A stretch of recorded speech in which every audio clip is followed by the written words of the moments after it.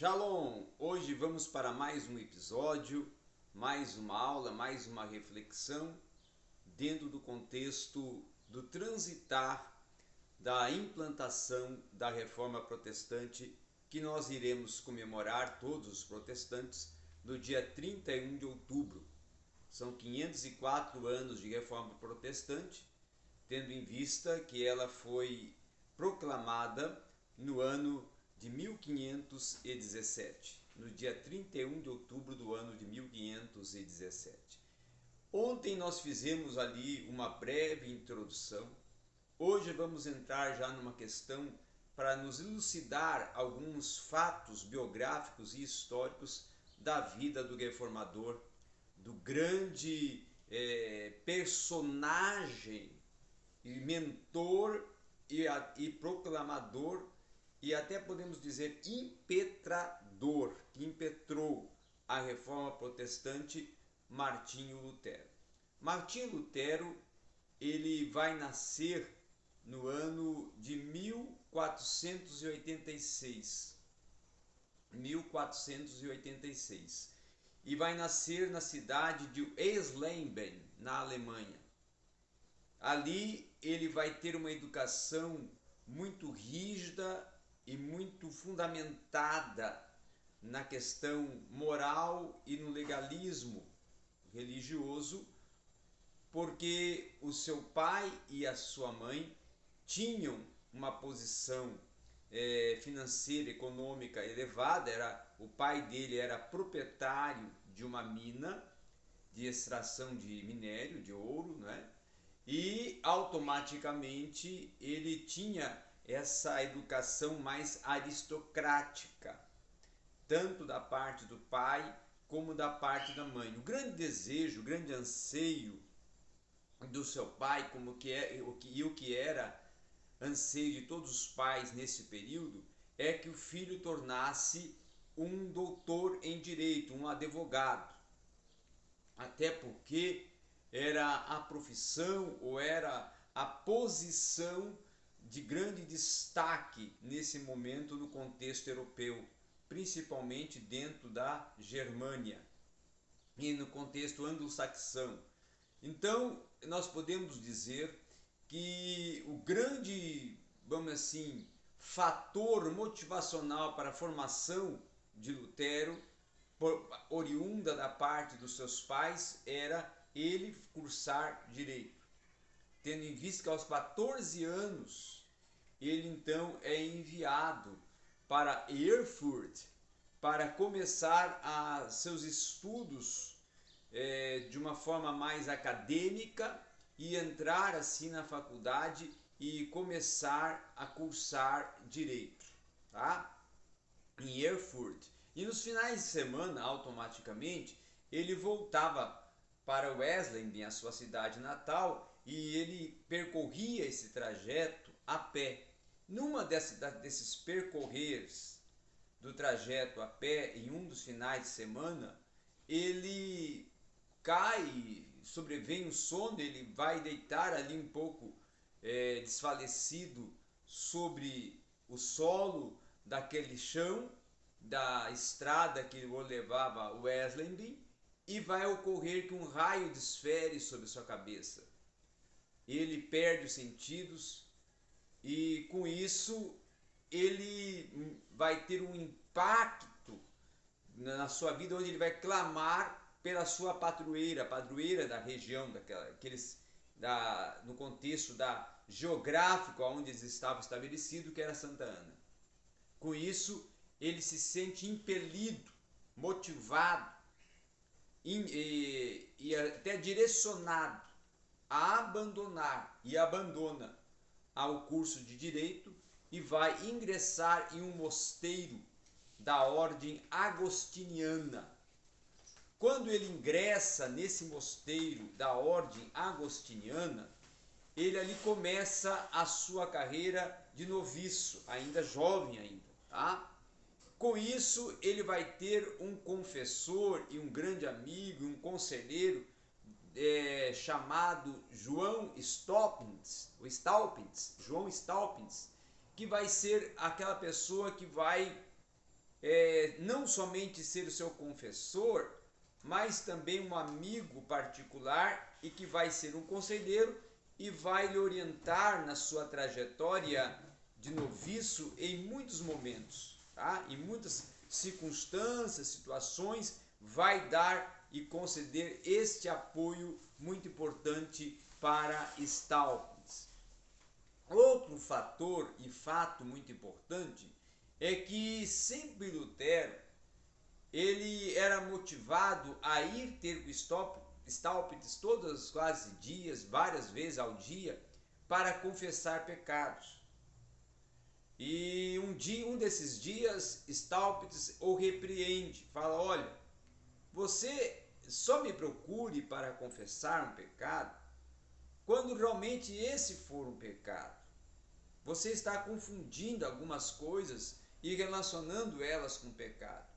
E aí é que Lutero vai defender a sua posição, que segundo ele, Lutero, todo homem era um pecador que teria que fazer várias autoanálises diárias e a todo tempo e a todos os minutos sobre a sua vida e confessar para ser perdoado.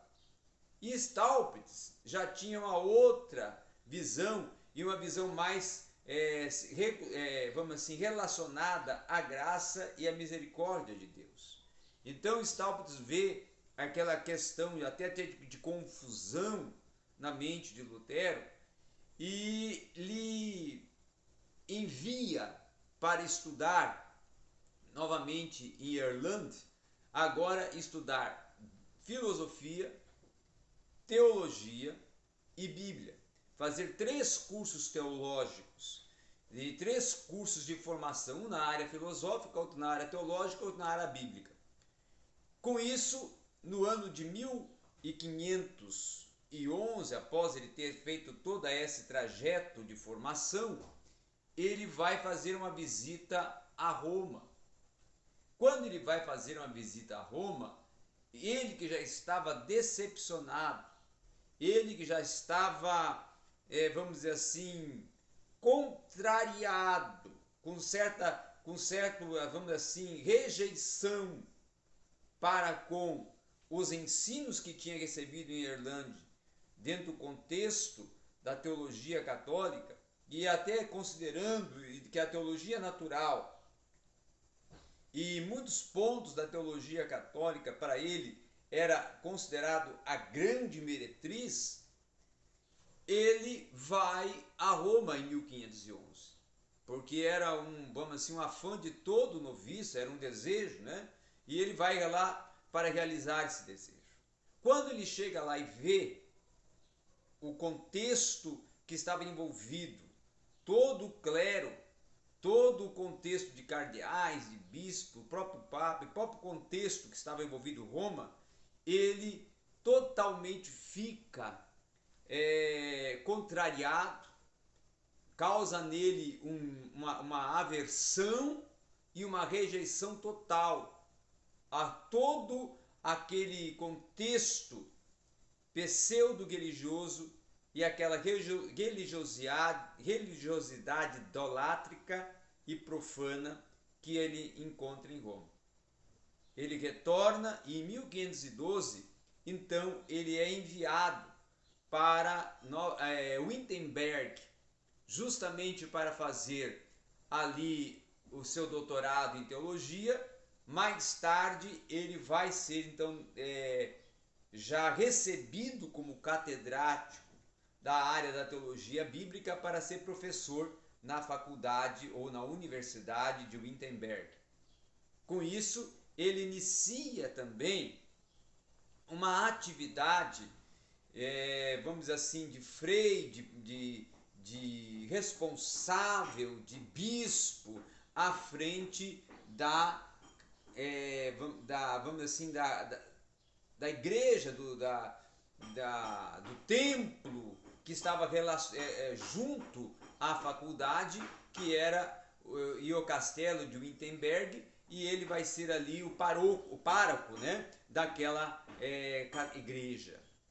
Com isso, ele vai iniciar todo um processo de, vamos dizer assim, de amadurecimento da sua rejeição e começa a tecer vários escritos recusando e condenando e confrontando a todos os ensinamentos da Igreja Católica. E o que vai causar nele o maior impacto, que vai motivar ele a sua decisão, vai ser que quando ele está ali, num dos dias, ele ouve chegar daqueles cobradores dos grandes, era um dos maiores cobradores, né, da Igreja Católica, que cobrava a questão principalmente da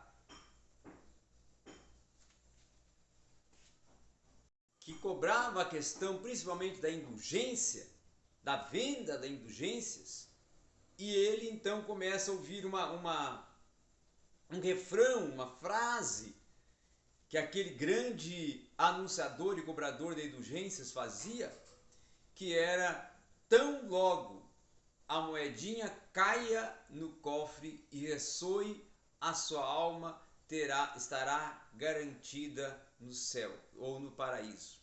Então, com isso, ele se sente acuado, causa nele uma grande rejeição, e aí então ele toma a verdadeira decisão de escrever as 95 teses contra totalmente todos os preceitos, ensinos, doutrinas, pressupostos que defendia a Igreja Católica nesse momento.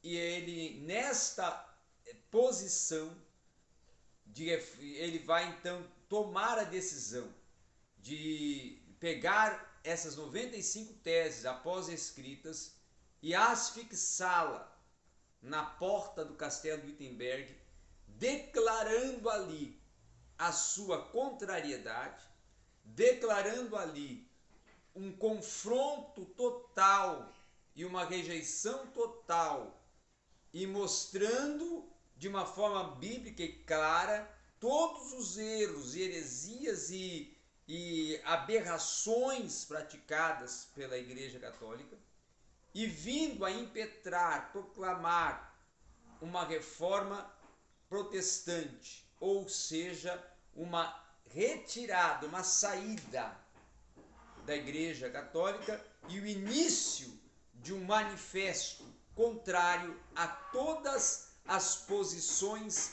a todas as decisões e a todos os ensinos e teologia proposta, ensinada e defendida pela Igreja Católica. Amanhã nós estaremos continuando e vamos ir ampliando essa série de estudos e aulas que estamos desenvolvendo sobre a Reforma Protestante, para que você venha conhecer mais sobre a Reforma Protestante, que será comemorada dia 31 de outubro, domingo, agora, os seus 504 anos. Obrigado a todos.